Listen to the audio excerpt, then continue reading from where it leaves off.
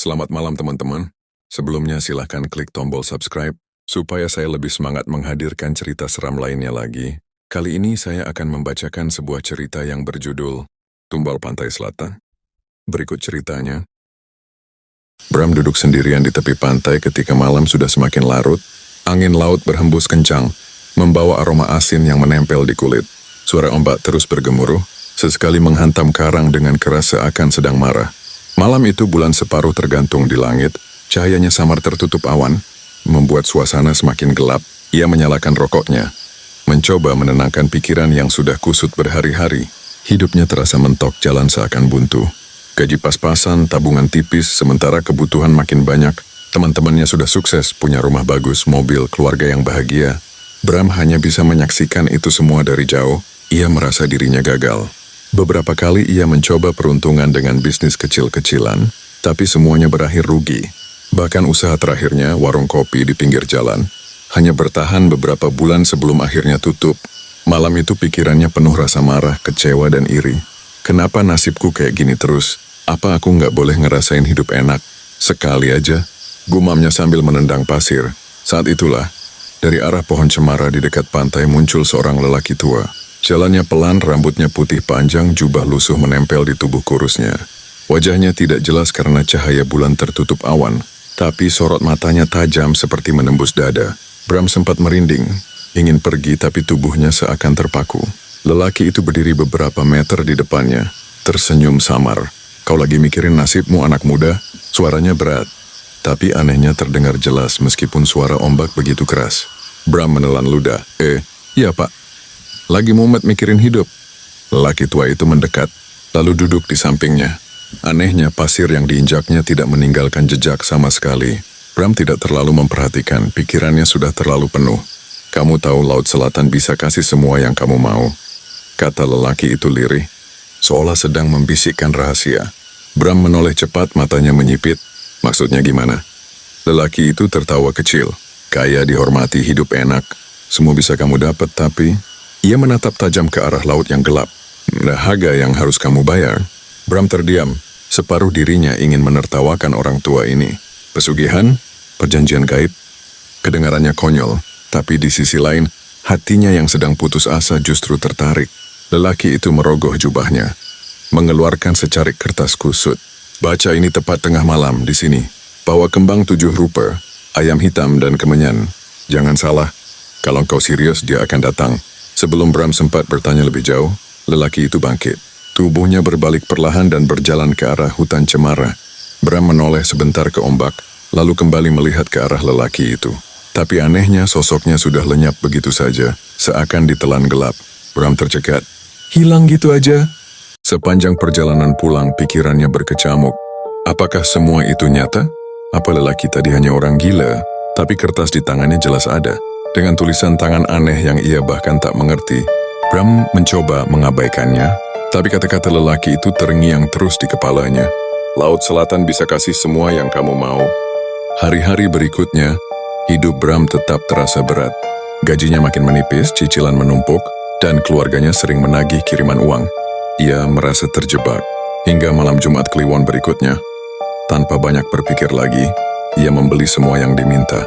Bunga 7 rupa, seekor ayam cemani yang ia dapat dengan susah payah, dan kemenyan. Dengan jantung berdebar, ia kembali ke pantai itu. Tengah malam datang, langit mendung, angin dingin menusuk tulang. Bram menaruh semua sesajen di atas pasir, menyalakan kemenyan, lalu mulai membaca mantra di kertas itu. Awalnya tidak terjadi apa-apa, hanya ombak yang terus datang dan suara malam yang sunyi. Tapi semakin lama angin makin kencang, ombak semakin besar seakan menelan pantai. Bau amis air laut makin menusuk hidung. Bram mulai merinding, bulu kuduknya berdiri. Tiba-tiba, dari tengah laut muncul cahaya kehijauan. Air laut terbelah, menampakkan sosok tinggi berjalan perlahan ke arahnya. Sosok itu seorang perempuan, tubuhnya menjulang, rambut panjang hitam terurai hingga ke pinggang. Wajahnya pucat namun cantik, dengan senyum yang entah kenapa, membuat Bram ingin menunduk. Pakaiannya berwarna hijau kebiruan, berkilau meski tidak ada cahaya lampu di sekitar. Suara perempuan itu menggema, bukan hanya terdengar di telinga, tapi seolah masuk langsung ke dalam kepala. Apa yang kau inginkan? Bram gemetar hebat, jantungnya hampir meloncat keluar. Tapi ia menahan diri, menelan ludah, lalu berkata lirih, "Aku ingin kaya raya. Aku ingin dihormati. Aku ingin punya segalanya." Perempuan itu tersenyum tipis, senyum yang indah tapi sekaligus menakutkan. "Itu bisa. Tapi ingat, mulai malam ini nyawamu bukan lagi milikmu. Kau akan jadi budakku selamanya." Bram hampir mundur. Tapi suara dalam dirinya berkata ini satu-satunya jalan. Ia mengangguk pelan meski hatinya bergetar. Perempuan itu mendekat, menyentuh kepalanya dengan tangan dingin. "Mulai sekarang hidupmu akan berubah, tapi jangan pernah melanggar janji. Kalau kau ingkar," matanya berubah merah menyala, membuat Bram terpekik ngeri. "Kau tak akan kuseset sampai habis." Sekejap kemudian, ombak besar menghantam pantai membuat Bram jatuh tersungkur. Ketika ia membuka mata, sosok itu sudah hilang. Yang tersisa hanya sesajen berantakan, pasir basah, dan tubuhnya yang gemetar ketakutan. Ia pulang dengan langkah goyah, tidak yakin apakah yang terjadi barusan nyata atau mimpi. Namun keesokan paginya semua berubah. Pagi itu Bram terbangun dengan tubuh masih lelah, tapi ada perasaan aneh yang menggelayuti dirinya. Ia duduk di ranjang, mengusap wajah, lalu menoleh ke meja kecil di samping tempat tidurnya. Matanya langsung melebar. Di atas meja ada tumpukan uang tebal yang semalam sama sekali tidak ada. Tangannya gemetar saat menyentuhnya, merasakan tekstur kertas asli. Bukan uang mainan. "Ini dari mana?" bisiknya. Ia mencoba meyakinkan diri bahwa itu hanya kebetulan. Tapi semakin hari, kejadian aneh itu terus berulang. Ada saja uang yang datang dengan cara tidak masuk akal. Klien yang tadinya menolak bekerja sama tiba-tiba menghubunginya kembali, menawarkan kontrak besar. Sahabat lama yang dulu tak pernah menoleh, mendadak mengajaknya berbisnis dan langsung sukses. Bram yang dulu sering kesulitan bayar sewa, kini bisa membeli rumah besar dalam hitungan bulan. Orang-orang mulai memperhatikan perubahan drastis itu. Tetangga berbisik-bisik, ada yang kagum, ada yang iri. Bram hanya tersenyum setiap kali ditanya, tidak pernah menjelaskan dengan jelas dari mana semua kekayaannya berasal. Dalam hatinya ia tahu jawabannya. Semua ini datang dari perjanjian malam itu di pantai Laut Selatan. Awalnya Bram merasa bahagia. Semua yang dulu ia impikan kini ada di tangannya. Mobil mewah terparkir di garasi, rekeningnya penuh, dan ia mulai bergaul dengan orang-orang kelas atas. Hidupnya berubah cepat dan ia menikmatinya. Namun kebahagiaan itu tidak berlangsung lama. Malam-malamnya mulai dipenuhi gangguan. Ia sering bermimpi berada di dasar laut, dikelilingi makhluk-makhluk hitam dengan tubuh menyerupai manusia tapi wajahnya menyeramkan. Mereka melingkari Bram, menari dengan gerakan aneh sambil berbisik, "Kau milik kami, engkau milik kami." Suara itu terus bergema hingga Bram terbangun dengan tubuh basah kuyup, seolah baru keluar dari laut. Awalnya ia menganggap itu hanya mimpi buruk. Tapi semakin lama kejadian itu terasa nyata. Kadang ia bangun menemukan pasir basah di lantai kamar. Pernah suatu kali ia menemukan rambut panjang basah menempel di bantalnya. Bram mencoba menenangkan diri dengan berpikir itu hanya halusinasi. Tapi rasa takut makin sulit diabaikan. Semakin lama ia mulai menyadari pola yang lebih menyeramkan. Setiap kali ia menolak untuk pergi ke pantai saat malam tertentu, entah karena sibuk atau sengaja mengabaikan perasaan tak enak, selalu ada musibah yang menimpanya. Pernah suatu malam ia memilih tinggal di rumah karena ada pesta ulang tahun teman. Keesokan harinya, usahanya mengalami kerugian besar tanpa alasan jelas. Saham yang ia beli jatuh, dan ia kehilangan ratusan juta dalam semalam. Lain waktu ia pura-pura sakit agar tidak datang ke pantai. Malam itu ia mendengar suara keras dari garasi. Saat diperiksa, mobil mewahnya ringsek seperti habis ditabrak sesuatu, padahal tidak ada tanda kecelakaan atau jejak lain. Anehnya, tidak ada yang percaya pada cerita Bram. Semua orang hanya menganggap itu kecelakaan biasa. Bram mulai paham, ia tidak bisa menolak panggilan gaib itu. Setiap kali ia datang ke pantai dengan membawa sesajen, mimpi buruk itu mereda dan hidupnya kembali lancar. Tapi lama-kelamaan, permintaan dari Laut Selatan semakin besar. Tidak cukup lagi dengan bunga, ayam atau kemenyan. Suatu malam saat ia menaruh sesajen, ombak kembali terbelah. Sosok perempuan tinggi itu muncul dengan wajah lebih menyeramkan. Senyumnya tipis, matanya dingin. "Kau sudah menikmati banyak, Bram. Sekarang giliranmu memberi lebih." Bram menunduk, gemetar. Apa yang harus aku beri? Sosok itu mendekat. Rambut panjangnya terurai basah meneteskan air asin ke pasir. Bukan lagi hewan. "Aku ingin jiwa manusia." Bram tercekat. Tubuhnya kaku, wajahnya pucat pasi. "Tetapi aku tidak bisa." Sosok itu menatapnya tajam. Kalau tidak, semua yang kau miliki akan kuambil, bahkan nyawamu sekalipun. Malam itu Bram pulang dengan wajah kosong. Ia memang tidak bisa tidur. Kata-kata itu terus menggema di kepalanya. Ia mencoba menolak, tapi pikirannya dipenuhi ketakutan kehilangan segalanya. Hari-hari berikutnya ia hidup seperti orang linglung. Tak lama setelah itu, kejadian mengerikan benar-benar terjadi. Seorang temannya yang dulu sempat menolak ajakan bisnis, Bram ditemukan tewas tenggelam di laut. Padahal orang itu tidak pernah dekat dengan pantai. Berita itu membuat Bram gemetar hebat. Dalam mimpinya malam itu, sosok perempuan Laut Selatan muncul lagi, tersenyum dingin sambil berkata, "Itu tumbal pertamamu. Jangan menolak, semakin banyak kau miliki, semakin banyak pula yang harus kau beri." Sejak saat itu, Bram tidak bisa lagi menutup mata. Ia sadar setiap kesuksesan yang ia dapat dibayar dengan nyawa orang lain. Semakin ia kaya, semakin banyak orang di sekitarnya yang mati dengan cara aneh. Ada yang kecelakaan, ada yang tiba-tiba sakit parah, ada yang hilang tanpa jejak. Semua kejadian itu selalu berhubungan dengannya, entah dekat maupun jauh. Bram mulai dihantui rasa bersalah, tapi rasa takutnya jauh lebih besar. Ia mencoba mencari cara untuk membatalkan perjanjian itu. Ia mendatangi dukun, paranormal bahkan kiai. Tapi setiap kali ia mencoba menceritakan masalahnya, selalu ada halangan. Pernah ia menemui seorang ustaz terkenal. Namun sebelum sampai ke rumahnya, mobilnya mogok di tengah jalan dengan mesin terbakar. Pernah juga ia mencari dukun sakti di desa sebelah, tapi orang itu meninggal mendadak sehari sebelum Bram datang. Semakin lama Bram merasa terjebak dalam lingkaran setan. Ia tidak bisa mundur, tapi semakin maju semakin dalam ia terperosok. Malam-malamnya semakin mengerikan. Kadang saat ia sedang tidur, terdengar suara air laut dari dalam rumah. Pernah ia terbangun tengah malam, melihat lantai ruang tamu dipenuhi air asin hingga betisnya, tapi saat ia menyalakan lampu semuanya menghilang. Yang paling membuatnya ngeri adalah suara perempuan yang terus memanggil namanya dari balik gelombang mimpi. "Bram, Bram, kau milikku selamanya." Suara itu semakin jelas, semakin dekat, hingga ia merasa hidupnya bukan lagi milik sendiri. Malam itu hujan turun deras, petir menyambar di kejauhan, dan angin laut membawa aroma amis yang menyengat. Bram duduk di ruang tamunya sendirian, rokok di tangan sudah habis separuh, tapi ia tidak merasa tenang sedikit pun. Matanya kosong menatap ke jendela, mendengarkan suara hujan bercampur ombak yang mengguncang hatinya. Ia sudah tidak lagi merasa bangga dengan rumah mewah, mobil sport atau pakaian mahal yang dulu ia kejar. Semuanya terasa hampa, seakan ada yang kosong di dalam dirinya. Setiap kali ia melihat kekayaannya, yang terbayang hanyalah wajah-wajah orang yang mati setelah perjanjiannya dimulai.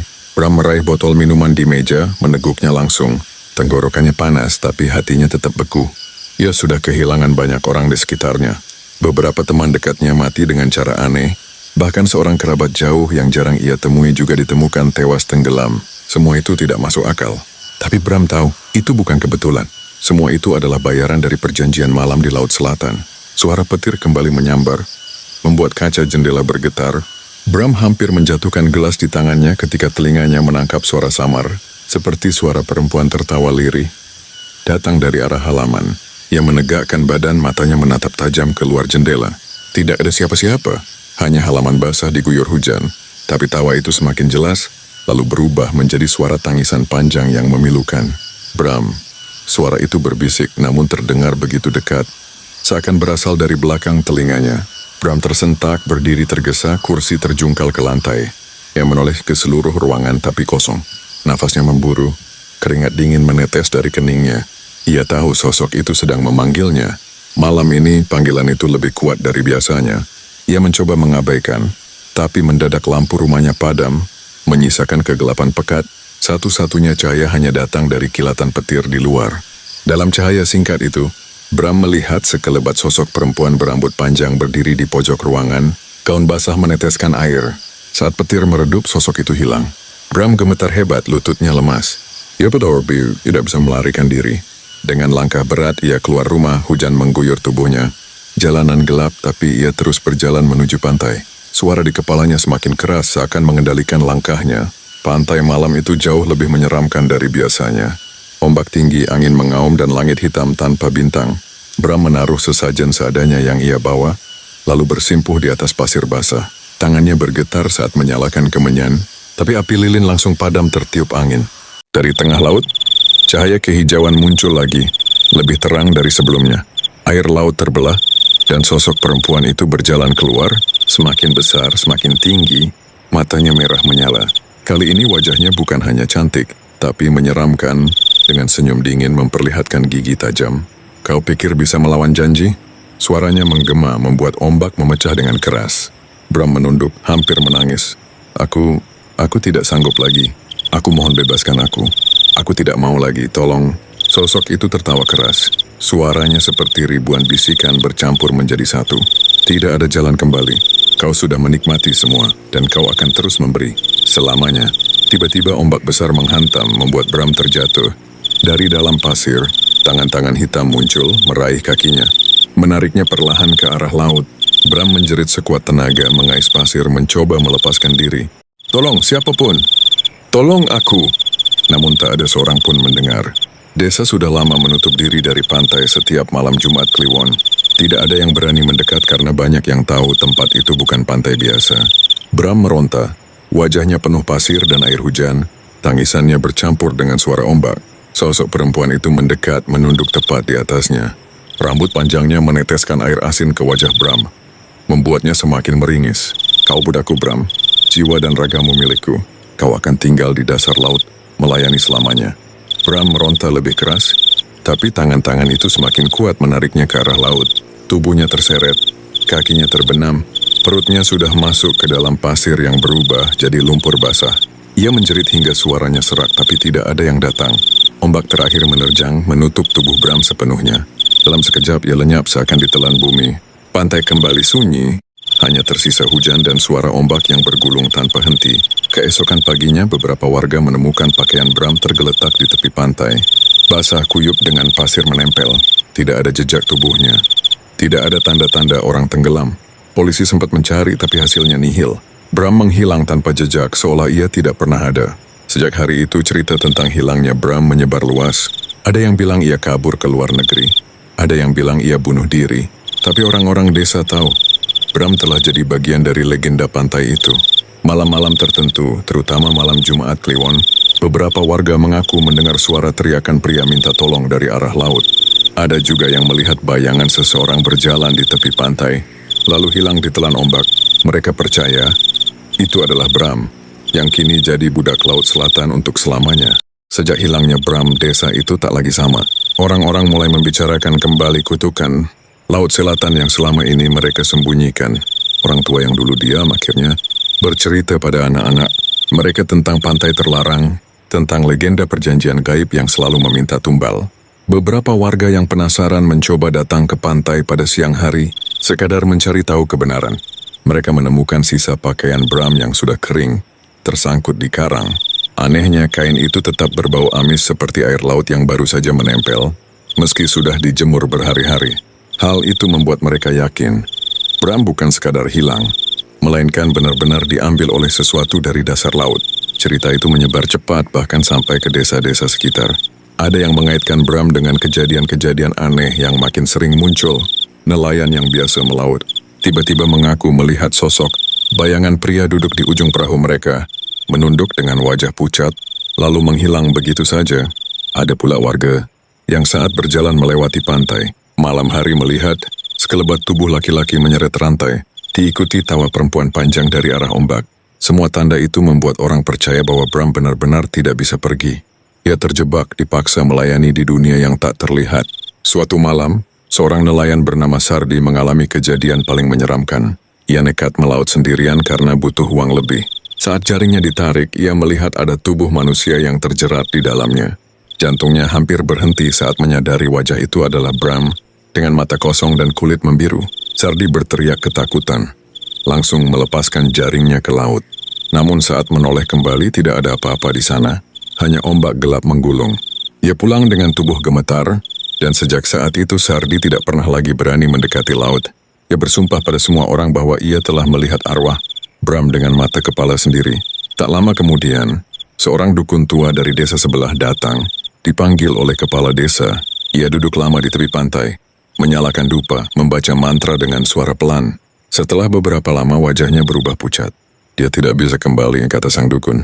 Dia sudah jadi budak, Setiap orang yang membuat janji di sini tidak pernah bisa lepas. Dan tiap kali ada yang hilang, pantai ini semakin haus, semakin menuntut. Ucapan itu membuat bulu kuduk semua orang merinding. Desa akhirnya menetapkan pantai itu sebagai wilayah terlarang. Tidak ada yang boleh mendekat. Apalagi setelah matahari terbenam. Setiap malam Jumat Kliwon, warga menutup rapat pintu rumah, menyalakan lampu minyak, dan membaca doa bersama. Mereka percaya, hanya itu satu-satunya cara agar tidak ikut terseret. Namun cerita tentang Bram tidak pernah berhenti. Malah semakin lama semakin menjadi legenda. Anak-anak muda yang nekat sering menguji nyali dengan mendekat ke pantai. Beberapa mengaku melihat sosok laki-laki duduk di atas batu karang, menatap kosong ke arah laut. Ada pula yang mendengar suara tangisan lirih pria di antara debur ombak, meminta tolong, meminta dibebaskan. Yang paling menyeramkan, beberapa orang mendengar suara ketukan di jendela rumah mereka. Pada tengah malam, saat berani membuka, mereka melihat bayangan basah dengan rambut menutupi wajah. Saat lampu dinyalakan, bayangan itu menghilang, meninggalkan bekas air asin di kaca. Orang-orang percaya itu adalah Bram yang mencoba mencari jalan pulang meski sudah tidak mungkin. Di sisi lain ada pula yang mengatakan bahwa Bram tidak hanya jadi korban, tapi juga penarik korban berikutnya. Dalam dunia pesugihan, yang masuk akan jadi bagian dari lingkaran, dan mereka yang sudah terikat akan menarik jiwa baru agar siklus itu terus berjalan. Beberapa kematian misterius yang terjadi setelah Bram hilang diyakini sebagai bukti. Bram kini menjadi tangan panjang Laut Selatan, mencarikan tumbal untuk sang penguasa. Waktu berjalan, tahun berganti, tapi pantai itu tetap sunyi, tetap angker. Tidak ada yang berani mendekat. Hanya sesekali terdengar cerita tentang orang asing yang tersesat, lalu hilang begitu saja tanpa jejak. Warga selalu mengaitkan semua itu dengan satu nama, Bram. Hidupnya yang dulu penuh ambisi kini jadi peringatan bagi banyak orang. Mereka yang tergoda kekayaan instan selalu diingatkan, jangan sampai jadi seperti Bram. Nama itu kini jadi momok, jadi bagian dari doa-doa orang tua untuk menjaga anak mereka agar tidak salah jalan.